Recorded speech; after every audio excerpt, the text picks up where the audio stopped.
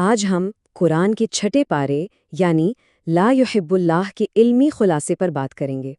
حافظ اکرام الحق ربانی کے خلاصے کی روشنی میں یہ پارہ ہمیں انصاف، رحمت اور سماجی قوانین کے گہرے تصورات سے روشناس کراتا ہے۔ تو آئیے اس کے اہم اسباق کو سمجھتے ہیں۔ اس پارے کا آغاز ہی ایک بہت طاقتور اصول سے ہوتا ہے۔ یہ آیت ہمیں بتاتی ہے کہ عام طور پر کسی کی برائی کو اچھالنا، اسے سب کے سامنے بیان کرنا، یہ کوئی اچھی بات نہیں ہے۔ لیکن ایک استثناء ہے۔ اگر کسی پر ظلم ہوا ہو تو اسے اپنی آواز بلند کرنے کا، انصاف مانگنے کا پورا حق حاصل ہے۔ اور یہی اصول آپ دیکھیں گے اس پورے پارے کی بنیاد ہے۔ تو اسی اصول کو بنیاد بنا کر پارے کا جو پہلا مرکزی موضوع ہمارے سامنے آتا ہے وہ ہے مظلوم کے حقوق کا تحفظ۔ یہ دراصل ایک ایسا سماجی اور اخلاقی ضابطہ قائم کرتا ہے جو کمزور کی آواز کو طاقت دیتا ہے۔ یہاں ایک بڑا نازک لیکن بہت ہی خوبصورت توازن قائم کیا گیا ہے۔ ایک طرف تو کہا گیا ہے کہ بھئی کسی کے عیبوں پر پردہ ڈالو، رازداری کی اہمیت ہے، لیکن دوسری طرف جب معاملہ ظلم کا ہو تو پھر خاموش رہنا صحیح نہیں ہے۔ تب انصاف کے لیے آواز اٹھانا ایک حق بن جاتا ہے۔ اچھا، انصاف کا یہ جو تصور ہے، یہ صرف کوئی بڑی بڑی باتوں یا مظالم تک محدود نہیں ہے، بلکہ ہماری روزمرہ کی زندگی میں بھی اس کا اطلاق ہوتا ہے۔ اور اسی لیے سورۃ المائدہ میں ہمیں عبادات اور دوسرے سماجی معاملات کے بارے میں بڑے واضح احکامات ملتے ہیں تاکہ زندگی کے ہر پہلو میں توازن رہے۔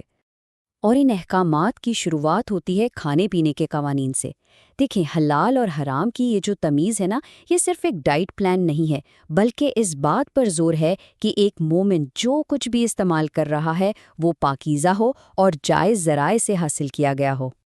اور جس طرح کھانے کی پاکیزگی ضروری ہے، بالکل اسی طرح عبادت کے لیے جسمانی اور روحانی پاکیزگی کو بھی ایک بنیادی حیثیت دی گئی ہے۔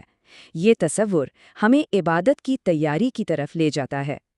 اب عبادت سے پہلے پاکیزگی حاصل کرنے کا ایک طریقہ تو وضو ہے۔ یہ صرف ہاتھ منہ دھونے کا عمل نہیں، بلکہ یہ ایک روحانی تیاری ہے۔ ہر قدم ایک خاص ترتیب سے ادا کیا جاتا ہے تاکہ انسان خود کو اللہ کے حضور پیش کرنے کے لیے مکمل طور پر تیار کر سکے۔ اور یہیں پر ہمیں ان قوانین میں آسانی اور رحمت کا پہلو بھی نظر آتا ہے۔ وہ کیسے؟ تیمم کے تصور سے۔ سوچیں، اگر پانی دستیاب نہ ہو یا کوئی بیماری ہو، پانی استعمال نہ کر سکتے ہوں تو کیا عبادت چھوٹ جائے گی؟ نہیں، بلکہ پاک مٹی سے پاکیزگی حاصل کرنے کی اجازت دی گئی ہے۔ یہ دین کی عملیت اور لچک کو ظاہر کرتا ہے۔ اچھا، ایک طرف تو یہ معاشرتی قوانین ہے، لیکن ساتھ ہی یہ پارہ ہمیں انسانی تاریخ کے سب سے پہلے جرم کی طرف لے جاتا ہے۔ ایک ایسی کہانی جو ہمیں حسد اور غصے کے انجام سے خبردار کرتی ہے۔ جی ہاں، یہ کہانی ہے حضرت آدم علیہ السلام کے دو بیٹوں حابیل اور قابیل کی۔ تو کہانی شروع ہوتی ہے ایک قربانی سے۔ دونوں بھائی حابیل اور قابیل اللہ کی رضا کے لیے اپنی اپنی طرف سے ایک پیشکش لے کر آتے ہیں، لیکن ان کی نیتوں اور ان کی پیشکشوں میں فرق تھا۔ یہاں کہانی میں ایک اہم موڑ آتا ہے۔ ایک بھائی کی قربانی قبول ہو جاتی ہے اور دوسرے کی نہیں ہوتی، اور بس اسی بات نے قابیل کے دل میں حسد کی وہ آگ بھڑکا دی جو ایک بہت ہی تباہ کن انسانی جذبہ ہے۔ اور پھر وہی ہوا جس کا ڈر تھا۔